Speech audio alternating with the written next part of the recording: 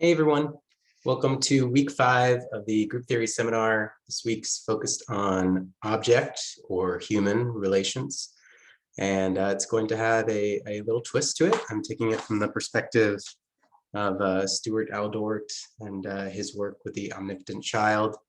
So I'm excited about this to try and get some base of the theory of object relations or human relations. I'm going to keep calling it human because I really think every book that I've read about it makes reference that it's a real shame that they called it object relations at the time, and because of branding, people don't want to change things.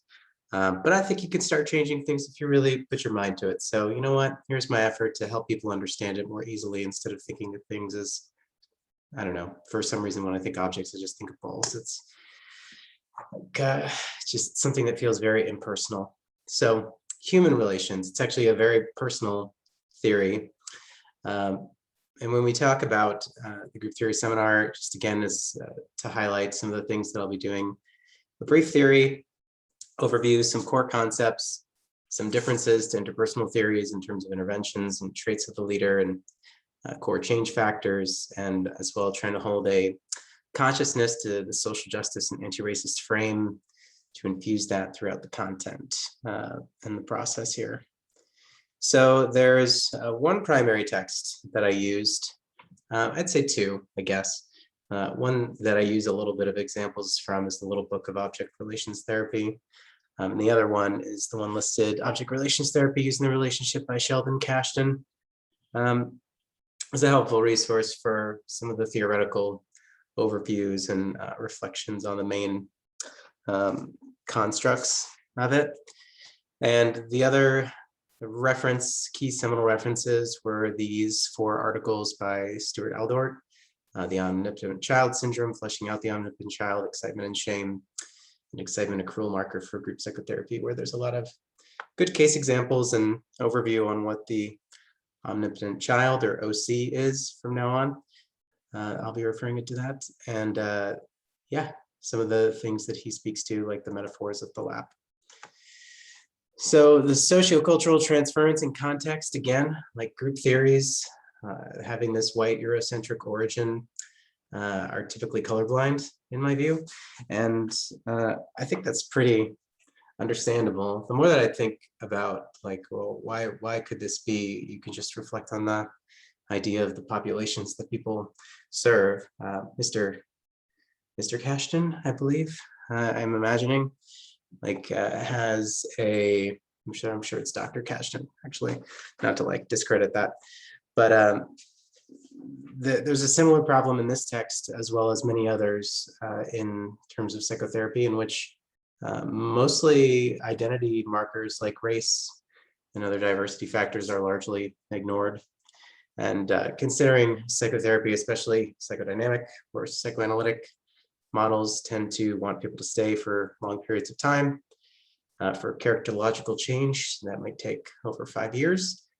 And having attendance of multiple sessions a week, if you're doing individual or group, it's a lot of money. And with money and anything in this country, there becomes more privilege, more power, more whiteness, with more like barriers of cost that you put in there.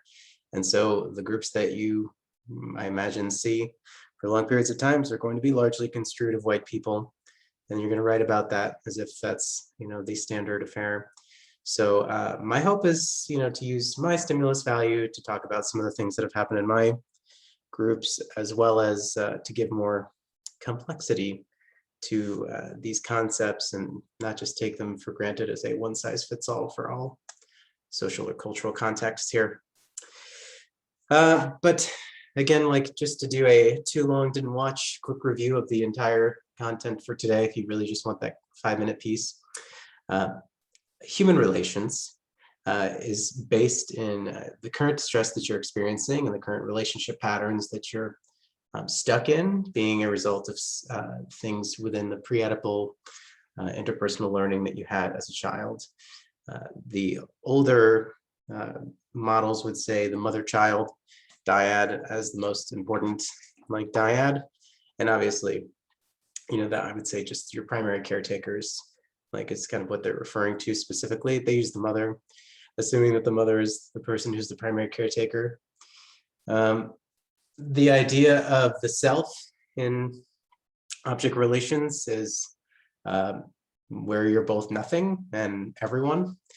And so when you start, you are a reflection of and mirror, your mother's response. You have some, like, well, depending on the theorist that you speak to, you have a very little, like, tabula rasa, basically, approach to humanity, where you come out with nothing, and then every relationship that you have becomes that template, that interpersonal template for how you should be in the world, which I kind of agree with in some respects, in terms of, we have to learn these things from someone, these ways of being, these rules that set up, like, what's okay and not okay for me to do. And we kind of continue to conglomerate all these strings that get attached to us from our interpersonal relationships with people.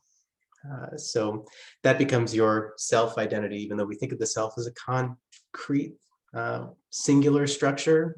This is who I am. Object relations, from the theoretical standpoint, says, like, well, actually, you are who you are because of the, like, various relationships that you've been a part of, and those are all, like, infused into you. So with that, one of the constructs that's at the cornerstone of object relations is the idea of countertransference. And that is essentially the countertransference that you experience, the emotional reaction that you experience to your client, is a incredibly strong and useful marker for picking up what the client may be feeling, and being used as data for how you, as a microcosm of, like, how this person may impact other people in the world. And so for group members too, right? Like, we talk about how each person can be a frame of reference for them. And if they feel something about the person, that maybe somebody else feels that in the world or in that person's world. And the idea of projective identification, that is essentially where you project some kind of emotional state that you're, let's say, very uncomfortable feeling. Like, I'm gonna use myself and say selfishness. It's hard for me to feel selfish. I don't like feeling selfish. And when I feel selfish, I may feel anxious or overwhelmed. And instead of wanting to feel all that, I may just act in such a way to make my partner or somebody else feel selfish, like in my stead, by using some statement or phrase to kind of push that into them. And if they happen to also identify with selfishness or, like, take on that identity, then they kind of may act in such a way to validate my projection. And that's something that they say is a defense mechanism. The four main ways that they talk about it being used are dependency. So that idea of, like, I can't make it on my own, like, I need you. Power, like, you can't make it on your own without me. Sexuality, and essentially wanting to show or demonstrate my, like, sexual attraction or my desire of, like, I'm not useful without sex being a part of this relationship. Or ingratiation, which is, like, giving myself to you, like, fully, like, I'm not useful unless I'm self-sacrificing in that way. Now, the OC is an attempt to hold on to some highly stimulating pre-verbal misattunements, or bad fits that they would call it, which are comforting in their discomfort, and repeated throughout, like, our major relationships in life. So when we think of the idea of bad fits, you can think of the ways in which maybe as a child you learned in a pre-verbal sense that you were never going to get your needs met by crying or screaming. And so instead, like, you chose to be quiet, and you noticed if you quieted down, then your mother would pick you up more and care for you. And so you kind of have this state where not being heard and being, like, more withdrawn or drawn in is going to make you get your needs met. And so you use that as, like, you're not happy about not speaking your mind or being able to own your needs with people, but it feels comforting, even in the discomfort because it's something that at its core, there's maybe like that shame around, like I have to be the most like the quietest or smallest person in the room in order to be able to get my needs met. And there's some excitement and stimulation around that shame. And the lap is a metaphor that's used from the Stewart Aledort perspective. It's used really to encourage this regressive fantasy of a bad fit by having you invite people openly to say, like, if they're feeling anxious, if they're feeling overwhelmed, which you've kind of identified what the bad fit is, like inviting them openly and curiously to say, like, it sounds like an example that's used is when they say this group is too fast. Like whenever they talk about the group environment, that's usually like a way of people speaking to their inner experiences through this kind of metaphor. So you might see that as someone saying, "Oh, this group moves too fast. I have a headache. I can't take this right now." And you would say, like, it sounds like you've had such a hard time regulating, yourself on the inside, on the outside. I wonder what it would be like for you to, if you imagined yourself sitting on my lap, like my lap can help regulate, what you need. It'll be here for you. So it's kind of like allowing that invitation for that safety and security. And the lap, obviously, as an image, it brings up a lot of things for people. And so when you use it as a metaphor, it's something that's an open invitation, not a forced intervention or experience. That's something that feels really important to mention. But something that I think can be a very powerful metaphor, and all the associations that come with it and the way that people respond to it can give you an insight and continued process into what people's resistance is to the idea of having a safety maternal object from childhood. Because if they say, like, for example, like, I feel like you'd take advantage of me if I like sat on your lap, or if I did, I'd pound your chest and I'd like rip you apart if I sat on your chest. You get a sense of that rawness of the emotional experience in that. So that I think in a broad sense, quickly, is what you'd like to learn from this. Last thing I'd say just about projective identification, though, is that to me, and this may not be object relations specific, I think it still fits, but the way that I understand it from a more compassionate standpoint is that people really don't want to feel alone, and object relations theory is based on the idea that, like, the goal is to seek out meaningful human connections, like at its core.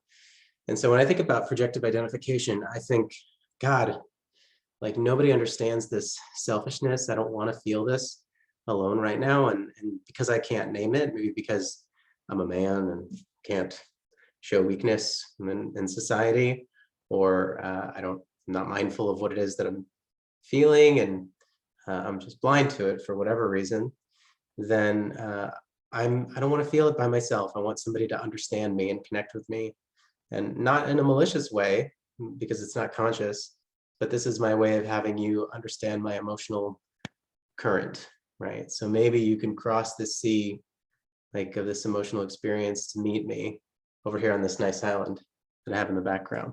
So I can be with someone, so someone can feel that with me and say, like, hey, I get it. Now, most of the time they feel that and say, hey, what the hell? Like, it doesn't feel like it comes from me. They just think it's their feeling and it's their reality, and they act by pushing it back, maybe on me, or throwing it away, or dismissing it. But I think it's really a wonderful tool to depersonalize the intense emotional reactions we have from others, especially in interracial and intergroup dialogues. Like, if I feel hopeless or scared, or like I'm walking on eggshells in a intergroup dialogue with Black people, people of color, then instead of thinking, like, oh my God, this shame, this embarrassment, this feeling like I can't do anything right, I need to get rid of this. I need to leave. I can't handle this. This is like a way of saying like, oh, no, this is, this person expressing their anger at my statement that I just said, or my lack of knowledge about their suffering or struggles, and the feelings that I'm having right now. This is like a taste. This is my, like, I'm swimming in the current towards that person's island, and I can connect with them. Like if I follow this, I'm leaning into this affect as the compass, like towards my compassion and humanity connecting us, instead of staying on this safe island alone and thinking like, nope, I don't want to go like navigate those stormy seas of emotions. So I really love that as a way of, again, having us have compassion for what this means. It's like a way of, saying misery loves company, but in a way that's like, we need company, we need connection with people. And this is sometimes the only way we know how to get it, is by trying to help people understand what it's like for us. So, hope that wasn't too long for the brief introduction. But if we're going into human relations theory, I'm just going to keep naming that. The primary motive, again, is meaningful human contact. And people do not perceive others as we really are, right? We imagine them to be certain things. I often talk to group members in the beginning during the pre-group appointment of, when I talk to you, I'm not really talking to you. I'm talking to who I think you are based on the amalgamation of cut and pasted images of who you remind me of in my life. That's significant. And instead of thinking of this as like intrapsychic change is what take place, or we're trying to, focus on libido or those like core beliefs that psychoanalysis would espouse, that object relations focuses on the relationship itself as the key to the effective treatment. That reparative experience between the therapist and client or the members of the group. Melanie Klein, as the mother of object relations, worked with children and kind of highlighted the difference between Freud's view of that drive theory with something that's focused more on how infants create their interpersonal world, rather than just in libido control. And so she talks about how they create this internal human world, like essentially. And the basic tenet of Klein's self is formed by the relationship with the mother. And to this, I would say, and this is again one of the things I think really misses from these theories, is when we talk about human relations, we're talking about the primary relation to the mother. That's what everyone seems to go to, and the family dynamics, which is like pretty essential and connected to that. But we don't talk about the other mother. And the other mother, to me, would be the social and cultural environment that we navigate, the field that we're in, the thing in our environment that's also supposed to take care of us. If you think about the environment as something that is like Mother Earth, and the societies and the culture that Mother Earth provides, then those things all influence us. Those images and those beliefs in our media and our culture that tell us that these groups of people are bad. This is the bad neighborhood that you go into, those coded languages that we do in newscasts and amongst each other, which really means this is a neighborhood of like Black or other people of color, oftentimes, like as a way of saying like, okay, we pick up on these messages and those tell us something about who we are as a human of a diverse identity. For me, as as somebody who's white, there's lots of reinforcements that like I'm the norm. Like, for example, in all the psychoanalytic and the object relations and really many, if not most of the group theory and articles, no one's identity is referenced. And so I just assume that it's white with that, which is a terrible thing to assume, because again, like it misses that idea of like how much this socio-cultural context could change the way that we view what happens between the leader and between the members with one another. So the other aspects that Klein kind of speaks about, the paranoid schizoid position, is when the child feels attacked due to a lack of safety out of coming out of the womb, and splitting humans or objects into binaries. She uses this really fascinating description of a vampire baby, and just describes like this baby and this sense of like just ravenous, trying to destroy the breast as it's trying to feed, because it imagines the breast will kill it, and so it tries to kill it back, and that is kind of like the first object that they say like people come in contact with, and then also gets into this division of the infancy of saying that there's the bad dichotomy, the bad affect, which they might say is like frustrating, or the like good gratifying affect. They kind of split those into two things.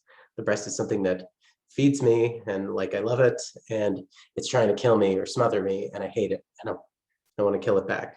And so that's like the love and hate split that they would talk about in that. And the depressive position, which is something you do from about 1 to 2 years old, you start to see people as whole humans or whole objects. So that means you see them as both good and bad. They're more complex. It's like the end of Inside Out when you have those emotions with two colors on the memory bills. It's not just good or bad, which is great. And they kind of talk about this in an interesting way, in which a baby may say, I don't want to sleep, like I hate you, and they're angry at you, and then they may notice oh, wait a minute, is mom crying? Oh no, mom's sad. I feel guilty. I don't want mom to be sad. I feel sad with her, so I'll be quiet now to help her out. And so you have this interesting position where you start to turn the affect, like that anger, towards the mom, towards yourself, feeling guilty or feeling like almost angry that you caused the sadness in mom, and saying I don't want her to feel sad, so I'm going to change the way I am, or silence that part of me so that she can feel differently to help her in that. So it's an interesting theoretical overview of those positions. I really just hope that you can ignore the psychiatric terms. Some of the books talk about, it's just a shame that they use object relations and they have these terms, because they're really normal stages of development according to the theory. There's not anything paranoid or schizoid or depressive about it from a mental health diagnosis standpoint. So I mean, you could think of that as there's a binary position where you see things in all or nothing, or an empathic position to things where you start to empathize with the mother figure as or the caretaker figure as being something that is more complex. So compared to the Oedipal maybe focus of modern analytic theories, not that they don't also focus on some pre-Oedipal defenses, but the primary focus, I would say, for object relations, is on the pre-Oedipal perspective of development and treatment and repairing from those experiences.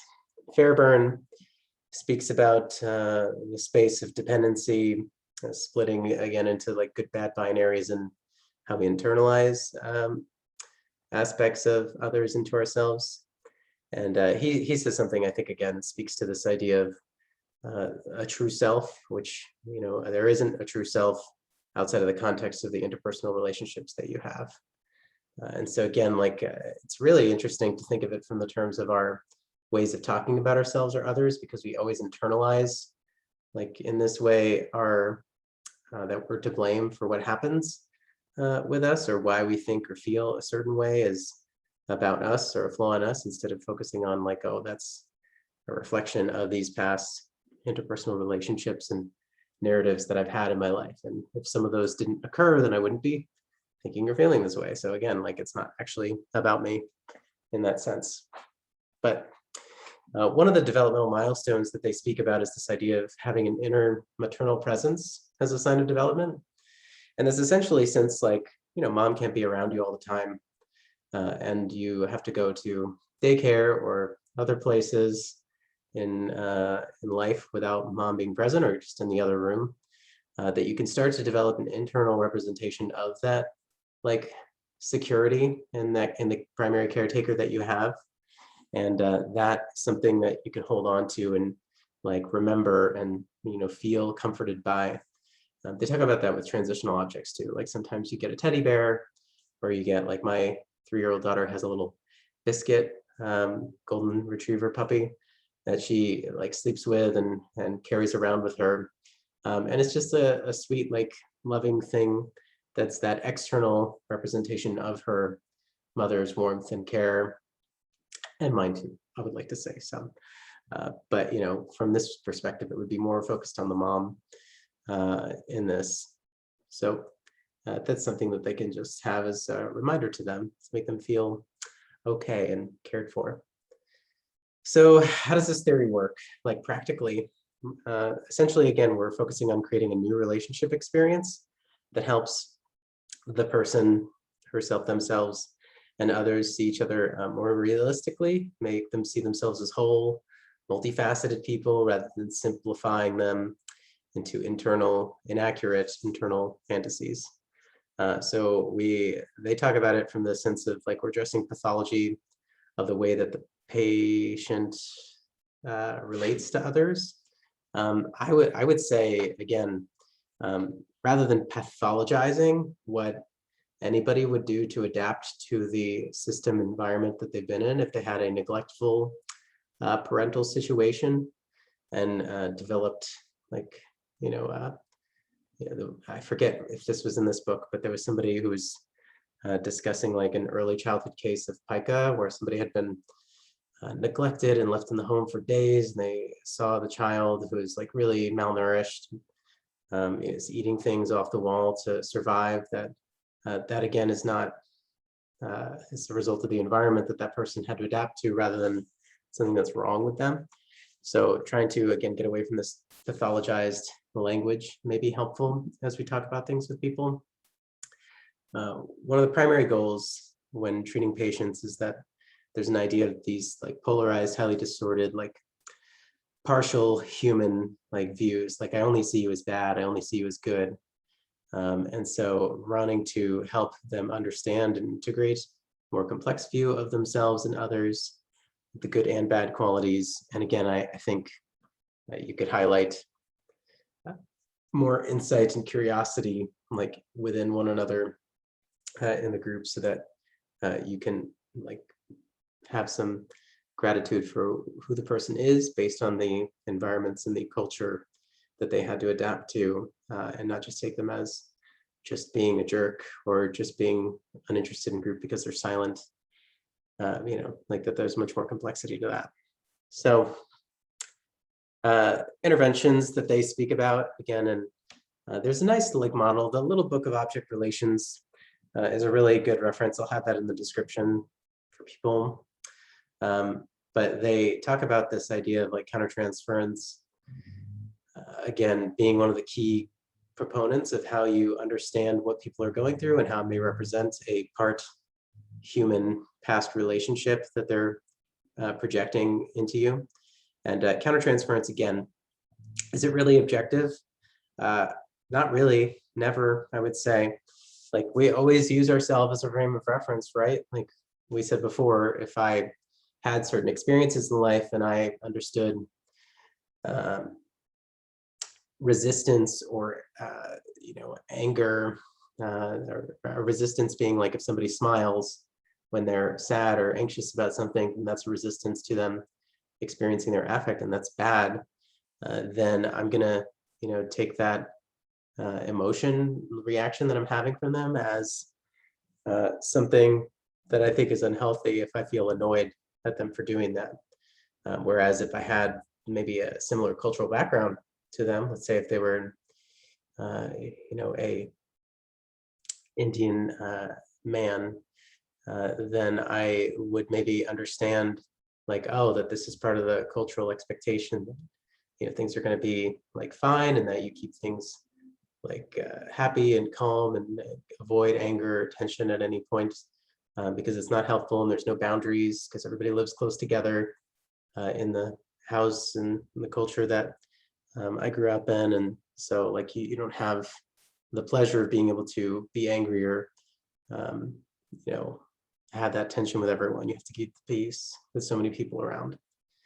So again, like, I think it's culture context is always important to take into consideration, and never having it be in this like expert position that you just know what's going on, but trying to increase curiosity and have it be something that's an open interpretation with the client, as opposed to just this expert position that I believe some of these theories want to put us in. So they have a really nice model, I think, for this in the little book of object relations, the cost model. And so this idea of like, what's the most concrete, superficial level of communicating. And again, I might use the example of smiling, like while telling something really sad or aggravating. What does the reaction tell me about how the patient views others? What does the interaction tell me about how the patient views themselves? And what does the interaction tell me about how the patient views me as the therapist? And so again, I think it can be helpful to start to understand some of the context, but something that you want to clarify with the member. This is again from the little book of object relations. They talk about doing this horse interview approach. And it's kind of a way to start understanding some of the countertransference that you're feeling. So this hear, observe, react, synthesize, and execute. So what's the patient saying? What's the important themes? What's the body language tell me? What's the emotional reaction telling me? And again, all of this kind of bases this assumption on this objectivity that the therapist has, which I don't think really exists. So keep in mind your own cultural values. And I would say just lay them out and speak to them in that open, kind of biased manner that they are coming from, rather than trying to hold this as something that you can't share with them along the process. But yeah, there is, interpretations are a part of this process. And again, I think the goal of that is to help people gain some self-understanding and introspection. But I would say, more than anything, feel it's less about you being right and having to know, because you can't really know pre-Oedipal like memories and things anyway. Most people don't know or remember those kinds of things. I think it would be suspect to imagine that you have exact recall of it. So think of that as just like you as this ongoing discovery between you and the client in this. So again, inquiring about the views of self and other, object constancy. So like that maternal core image, right? That inner maternal object we talked about before. It's that capacity to have a balanced and accurate representation, feel like comforted, and see about how you may view people as all good or all bad. Both of those are not okay to hold, right? We don't want to deify anyone, and also don't want to take somebody as horrible, because it's not how people are. It's not how we are. And if we're thinking about it from, again, that view of, if you were raised in that culture, in that social context, even if it's the most vile and hated political opponent that you may have, then you would be influenced, or yourself would be created by that web of interpersonal relationships that they had, and you would be them, which again, I can really resonate and agree with that perspective. It's not to say that you need to be okay or be happy or accepting of how somebody is, right? You still need to own your feelings and your experience from the web of relationships that you've developed. But it's a way of trying to add complexity to this person, instead of thinking of them as that binary like way of viewing things. And I think allows people to have a lot more compassion for one another. So I'm going to shift towards more of Stewart Aledort's approach for the rest of this, because this is a little different, and I think a really cool and unique way of, again, focusing on those pre-Oedipal fantasies and concerns. So in the pre-group appointments, Aledort talks about focusing on areas where the member feels stuck, and these are kept to a minimum, not to waiting for there to be a lot more group process where you have these projections and things come out.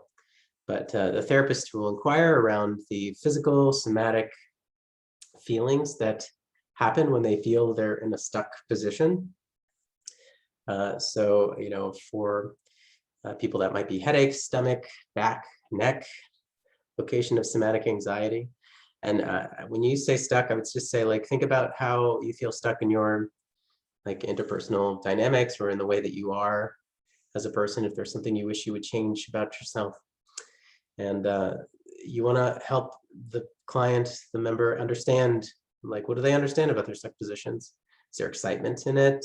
Like, is there some good like fits to that, or there's some bad like misattunements like that could be happening? Some passionate attachments that came to you when you were younger caused these fits to be this way, caused these misattunements to be this way. And going over confidentiality in the group contract with explicit boundaries that are reinforced is also named in that. But the idea here is trying to get at this concept of the omnipotent child with someone, and have people start to quickly understand that part of why we keep those interpersonal styles of relating to someone is that's like there's both an excitement and attention there. It really sounds similar to the concept of jouissance from Lacanian psychotherapy or group therapy. And I think it's a really fascinating way of kind of highlighting stimulation in the shame, as opposed to shame being, again, this binary, like shame's bad, nobody likes it, you don't want to feel it. And it's not that, again, we like love it, like it's a pleasurable thing, but there is a familiarity in the stimulation that like position brings that we, subconsciously go to replay. Just some other brief defense mechanisms that they speak about in these relationships that I may have not mentioned as much. So there's internal intrapsychic conflicts that can cause distress in these relationships. Again, speaking of them as like some of them are conscious, some of them are subconscious. And I would say that there is always like a healthy adaptive way that these are used, as well as unhealthy and problematic ways. This is about being in the in-between, not focusing again on these like part object relations or these part human relationships. Splitting is something that's a phenomenon that's pretty commonly talked about as a way to reduce anxiety, which is to naturally separate things into good and bad into people's minds, that all or nothing thinking. And again, I'd say like in culture, we do this all the time, like we code language, and we, in psychology ourselves, when we talk about cognitive distortions, when we say black and white thinking, well, I mean, you tell me which of those colors is supposed to represent the bad one. And again, like how that can, extrapolate to continued narratives of racism and oppression, like lots of other examples of that too, right? White knight, black cat, lots of things that can continue to reinforce these in small and subtle ways, but they code like a language and message for what's good and what's bad in this world. And when we talk about resistance, again, I would reframe this more as an adaptation, like the patient's conscious and unconscious oppositions to treatment. If there's an opposition to treatment, it just feels very antithetical, right? Like the person coming to treatment in the first place shows that there's some willingness, and so any adaptation that they do, like if there's more increased anxiety and a fear of being consumed by the group and wanting to leave, that is, in a sense, they're adapting to get their needs met in the best way that they know how. So thinking of this less combatively, and again, more as adaptive, I think is more helpful than some of the older terms that they use. The psychic determinism, person's behavior and their intrapsychic processes isn't just a matter of being random, but is focused on those like subconscious pulls by the strings of their past relationship experiences. And again, projective identification, like I mentioned previously, it serves to try and get rid of the patient's unacceptable feelings. This is their version of it, and by projecting them into the recipient. I like to think of it as you're trying to help people relate to and understand how you're feeling without recognizing that that's what you're doing. Because again, like when we start doing that, then we can start seeing people as have people understand and own their emotional experience. Well, recognizing that they're communicating it in a way that you could say is like non-mindful, right? I don't want to say necessarily primitive, but maybe a way that's just, because we all do this, right? Like it's not a bad thing, or again, like a haha, I'm going to make you feel my selfishness for me. But I know for me, that's something where it's been helpful to understand myself and my partner in terms of saying like, okay, if my partner says, you know what, we don't spend any time together, and you know, I'm just going to leave and, you know, cancel everything that we were planning to do together, then it helps me understand when I feel this scared and helplessness and feel like uncared for, that man, this is what she's feeling, and this is like something I need to attend to in our relationship and commit to with more time and, you know, quality, as opposed to saying like she doesn't care and like what's her problem or why is she getting so angry at that. Like I can start to have that compassionate connecting space with it. So the goal though is to say like if I have a high affectual state in group, or somebody else does in group, that there's some curiosity that we can have about where that emotional state is coming from. If it's really about themselves or past experiences they've had, or if it's also about the person that they're in a dyadic communication with or interpersonal interaction with, and what they could be trying to have the other person feel for them. So the OC, Omnipotent Child, holds all the roles of the passionate bad fits. And again, like that passionate being like somatic stimulation, and bad fits being like misattunements. So this, again, would speak to like the power of an early fixed, somatically driven psychic identity. That I have to be this way, because being this way, although inducing a lot of shame, that is a very stimulating like state to be in. And the void of that, if we think about like, again, a lack of stimulation being death in some ways, right? Like in the polyvagal theory, that dorsal vagal activation, that closed off like emotional state is essentially like I'm the freeze response, like I'm going to be killed by a bear, so I'm going to freeze and die, like, or turn off everything so I don't feel the pain of being killed and mauled. That is kind of what we're speaking to, right? Is like, you know, it's not that we love it, but having that excitement, that anxiety, since stimulation doesn't really discriminate whether it's good or bad, it's just stimulation, that we want to hold on to that. That's really like not having that doesn't, we're not sure if we're going to get our needs met. We're not sure if we're going to be alive in that like emotional sense, like if we get away from it. So I really just think it's a cool way of looking at things. The misattunement, again, like they speak to Aledort as psychological states of the mother when they don't meet the child's needs, and that can be charged with anger, anxiety, somatic arousal, any kind of emotions. So Aledort believes that the person continues to seek out other misattuned relationships to keep this alive, affect-fueled identity state, due to that familiar tension, which again reminds me of that issue assaults concept. So there's no right way to do therapy, like in object relations. Keep that in mind. Again, empathy is key. Aledort talks about like not training group leaders, but group followers. We want to follow the dynamics and like the certain members and the transferences the members are having with the leader as well as with other people. So the leader is the transference object, a facilitator of group transference, and makes interpretations of misattunement in relationships within the group to kind of help encourage that recreation of those passionate bad fits, those passionate like misattunements, right? We want curiosity around the transferences, people that we see as part objects, explore emotions that we have towards one another. And you're thinking about like, you know, where's the tension, the anxiety in the room? That's where I want to be, right? That's where I want to like liven it and stay with that, because that is, I mean, you know, for one thing, there's energy there to work with, and also like it's very engaging for the other group members to lean into that excitement, passion. You know, there's maybe almost a desire in that sense to be a part of that experience. That doesn't mean that you're super active like as a leader. You can be. I mean, it depends, of course, on the context, but you're really interjecting when the group stalls, when they become resistant or defensive towards the process, and the work of the group is to flesh out the omnipotent child in the relationships among members, trying to figure out what was the passionate bad fit, from early in life that may be still held in the person's current relationships or that may be coming up in the relationships in the room right now.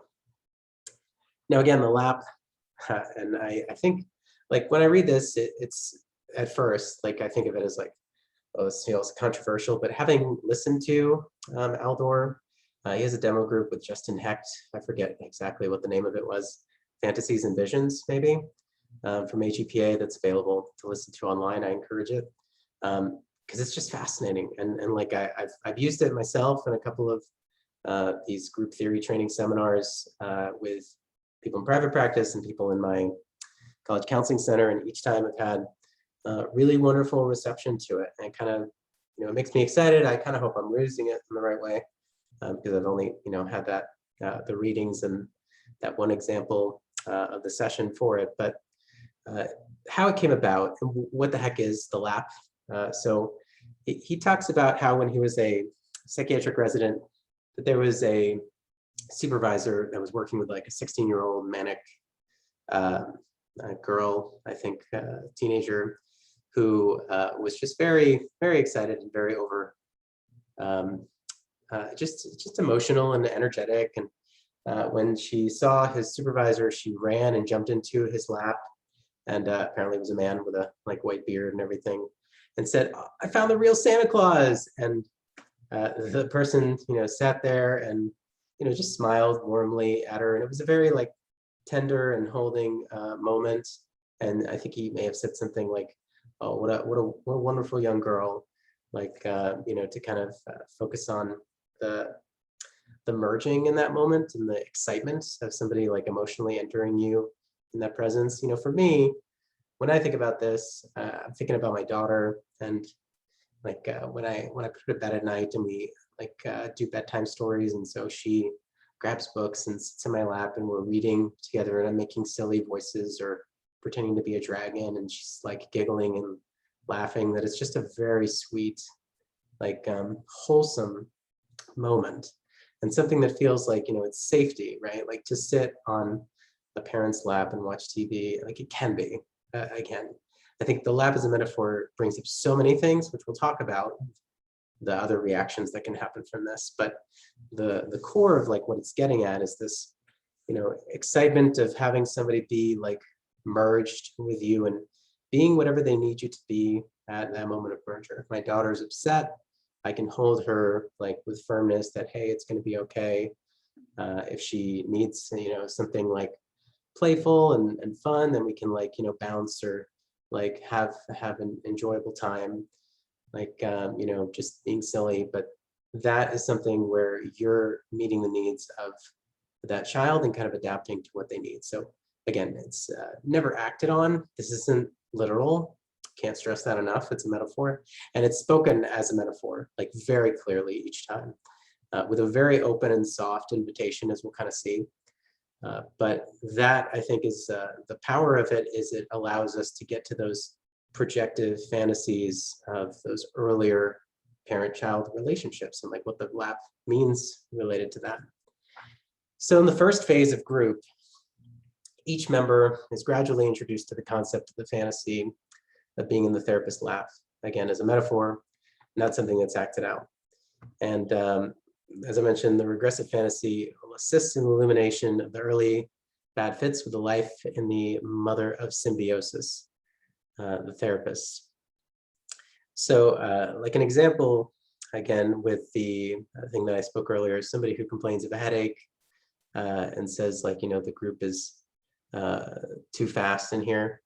They say any complaints of the environment, which again, like most of us are online right now, but the group environment, like the literal physical environment, or the group process, is taken with a curiosity that this is not just a comment on, it's kind of hot in here, it's kind of stuffy, it's kind of cold, it's too loud outside, but it's something that's focused on like, this is a representation of an early passionate misattunement that, I wasn't like cared for enough, I wasn't held enough, I was held too much, I'm smothered, whatever that like might like parallel in terms of the environmental comments.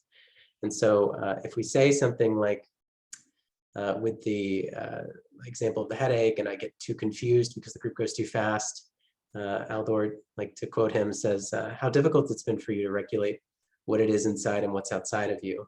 What would happen if you could permit yourself to imagine what it would be like in my lap? My lap is big enough to regulate what needs need to be regulated. Like, and again, like this is done with a very open, and I like the way that that example is, because again, it's not trying to be more provocative than the image may already be for certain people with traumas, sexual trauma, and other things. But the idea of having that like image like in the room, like first of all, when I've done it, like I would say I agree. It's often incredulous because it's like I've never heard anybody say something like that before. It brings laughter, people get confused, some people get angry, and some people just ignore it and completely write it off. And Aledort talks about that too. He's actually gives a really, forget which article it is, but there's one that has a really lot of good examples of various different reactions to the lap. And it's not seen as a resistance. Again, it's all information. So like when I've done it in my private practice groups, I had someone who was incredibly angry because as a person of color who came from like a impoverished background, like and had her own like sexual traumas, that was something that felt very like visceral, like to have that image and have that idea like of it. And even with online, and even with distance, that obviously this was a metaphorical like piece, it was really frustrating. And that was helpful though, because that led to a discussion of some of the frustrations and lack of safety and consistency that anybody like would be able to give her. And so like I would never get on that lap because I'll be betrayed by it. It will like only hurt me. And those things again like are so much information and value I think could be getting from those experiences, whereas some others like would feel more comforted by that and be excited like by the opportunity to say like, yeah, I'll go in there. And then like as they sit in that, and you can ask them like, well, what is it like, how are you feeling like being in here? And that again to me feels like a way of saying like, I'm here for you, like what do you need from me? Which we do like in modern analytic and other ways, right? Less metaphorical, but we'll ask like, how can I help? Or what do you need from me right now to help regulate this dialogue with this other person? But this is like something where some of that visual and like early memory experience, we can think about however people react to this metaphor, maybe that regressive pre-Oedipal fantasy of what they felt towards their immediate caretaking figure. Like again, you can be a father, a mother, like a non-binary like identity and still really benefit from like these experiences in terms of like what it could illuminate. So those early memories and family myths to kind of help focus on the important passionate relationships that came there.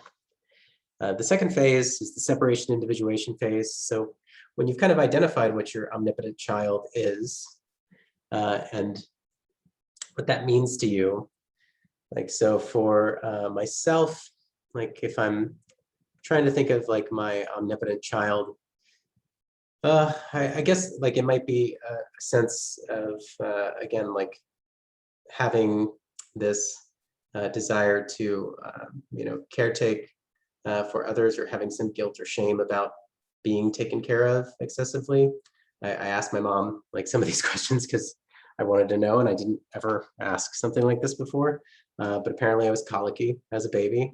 And my mom happens to be in a position where she's pretty positive, pretty upbeat, which I think sometimes is to the detriment of like her not being truthful to her suffering and frustration, like to hide that in to herself because of her own family dynamic and being an only child and things that she's spoken to me before. And so having that like, idea of a mother who may be dealing with a lot of stress and then pretending it's not there, like, and how that could represent, me feeling overwhelmed or feeling like I need to do all these things, but not representing it or showing it, like that there's that tension state is like, both shameful, like I can't show people that I'm suffering with this child who has colic, and it's something that's stimulating, and it's like the terror of me being vulnerable and asking for help, or saying no to something that's saying no to someone who's asking me for support professionally is really hard for me. And so I think like that would be my imagination of what the omnipotent child like is with me. It's like this excitement of like what drives me, and also like the shame and fear of like the absence of that. So I hope that helps as people kind of reflect on what theirs could be in this presentation. I could be wrong about mine, but that's like my best guess as to what it's is for me at this point. So that can lead to certain uncertainty and misattunements of when you're separating and individuating. Like what I mean is you can have a lot of uncertainty, because essentially if I give up that identity for myself and I say like I don't have to be one that's maybe ingratiated, like would be the like word for it, one that says like, you know what, I will give to you. Like I don't think I actually ask for a lot in return. I think I just give like a lot as a way of like me feeling worth to people, like recording these seminars and posting them, for example. And then that like, you know, there's that excitement with that. And if I stopped doing that, like then like how would I have value? How would I get care or like the love or attention that I need? Like that there's a fear there. And like if I'm selfish, which I mentioned before, it's like scary for me to be selfish. Like how could that be a reflection of, you know, the uncertainty that could be in the group? If they see me as a selfish or they feel distant from me, then it's like I don't like this new identity. This feels horrible. I'm like losing any semblance of how I connect with people. And that's why the lap as that like safety like net can be offered as a metaphorical like secure base. Like in an infant, we're kind of recreating that early infancy period where one, you know, merges first with the parent and sees what it's like to be with the parent, mirrors like what early bad fits or early passionate misattunements they had first. And then now you're separating yourself from that old omnipotent child and trying out a new way of being interpersonally with the group, which doesn't work, like, of course, perfectly. And you need to go back for that, like looking to your mom for security when a kid is exploring a playroom, right? Like that's kind of the needing to look at your parent for that secure base. And then the third phase, sexuality, ambiguity, and safe harbors. So I speak about that as the safe harbor being the group contract, which is structurally reinforced very clearly. And again, I always talk about this in my groups, like we're not here to date, and why we have these boundaries is because when we talk about things like attraction, sexually, physically, emotionally, we don't want to be thinking, oh God, what if this person comes and asks me to date afterwards? Like we don't want to have that on the table. And so this is why we do this. And this is why it's really important to hold to it, because this is like our playpen, our laboratory, our place to be able to explore these aspects of excitement, anxiety, dreams, sexual fantasies, anger, like things that, you know, are the attachments, activations in our early lives. And we can explore those safely within this like safe harbor. So you want to bring attention to any excitement and ambivalent relationships, to the excitement and arousal towards each other and in our bodies. And again, like we're frames of reference. We're not necessarily, you know, viewing ourselves as whole people. And there's some interesting like things that Aledort speaks to, and I don't really know him like personally. So I'm not sure if this is like representative of his theory, but based on some of the other like theorists that I've been like speaking to, like Katie Griffin, Joseph Acosta, I'm probably butchering like the names there, but like this idea of exploring sexuality like within groups, I think is really lovely. You know, again, considering the internalized homophobia that all of us have within the systems that we've been raised, because I mean, I don't know about you, not proud of this, but there were many times where I would use gay or other kinds of words related to that, and that would be equated with bad, right? Even if it was in a playful manner, still really hurtful to those that I cared about, that I learned, you know, identified with that. And something that, you know, really speaks to how ingrained it is in our culture, that was something without consciousness that I would say without a second thought, because I didn't feel that strong pull to that. But I've had moments where like I felt romantically and or at least like having like really strong warm and tenderness feelings towards other men. And it makes me curious around the idea of like, well, without all these ingrained like systemic messages of homophobia, was there room for that for me? Is there like something in that that could be a part of my experience that doesn't have to be this dichotomous binary heterosexual like experience? Even if it's something like, we talk about biromantic and things like that. So I like the idea of that, and Aledort like describes in one of his articles people's homosexual anxiety, and like I think it might be a sign of the times, and I would love again for that to be a discussion of the cultural norms that anxiety of being seen in that like way persists. Like in groups that I have, when people take interest to certain people that have non-binary or very like I want to say open expressiveness to their like sexuality and identities, like it's really exciting and empowering for people, and it fascinates me. It's something that I want to be cognizant of. Like again, we're not learning through someone's like suffering, like to have someone speak about a trans person and say like, oh, how is it for you like with this, and like how did you know? Like, there's curiosity there, but it can also be a bit like, let me learn through your experiences of suffering and pain.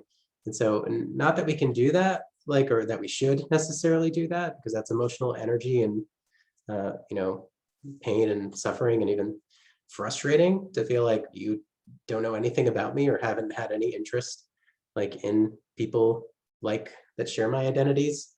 So being able to have that as a space, though, for us to explore those parts of ourselves that feel forbidden, and to have more complexity to the way that we view gender or sexual orientation, I think is really wonderful. Another cool opportunity that the group could provide for people in that safe harbor, that secure base.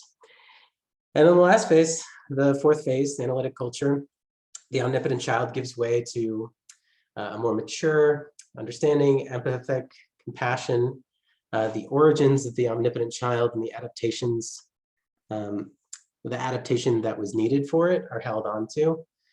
Because again, like I think of this from the string theory like approach that I like to like use as a metaphor to say this is like the string that pulls us to adapt to our environment. And so like if I feel selfish, I'm going to be pulled away from those experiences, right? If I feel selfless or like I'm being very humble, then that's the good, right? That's the dichotomy that I've created from my systemic like systems, whether that's my mother's experience with me as an infant, or the reinforcement that society and culture gives that self-sacrificing attitude, or the different social cultural like messages that I may get from that. And that's, or even like the weight saviorism, like, that can play into like those dynamics, which is something to be cautious of. That's something, again, it's purposeful, right? It's an adaptation, even if it has downsides to it. And so you want to always, to me, understand the purposefulness of the way that we suffer or the way that we adapt to our systems and environments, and also talk about how like there's something else that we could like be with, that we could experiment with, even though it doesn't feel that way. It feels like we use our emotions to judge like what's safe and what's not, right? And so if we always go by, the emptiness as bad, the emptiness, the uncertainty as bad, then we're going to stay in that passionate bad fit, that misattunement. But this experience can really have that power lessened, and have that be freer to pursue different fits, better fits, subjectively better, right?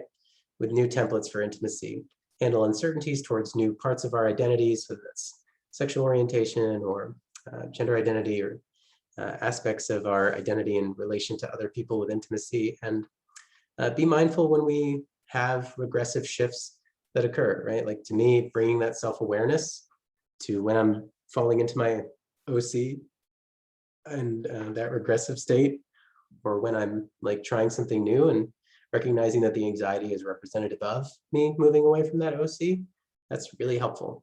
So thank you all for your time with that. I hope it was a beneficial like experience. And somebody told me over the last session that I need to like not end with the sense of like saying, I hope that it was okay, like I'm doing this again from that space of giving and already like feeling apologetic. So, hey, omnipotent child, you know, it takes a lot of insight to get through. And, you know, this is part of what the beauty of this work is. You just continue to build your own self-awareness of yourself and others. So thank you all. Have a great one.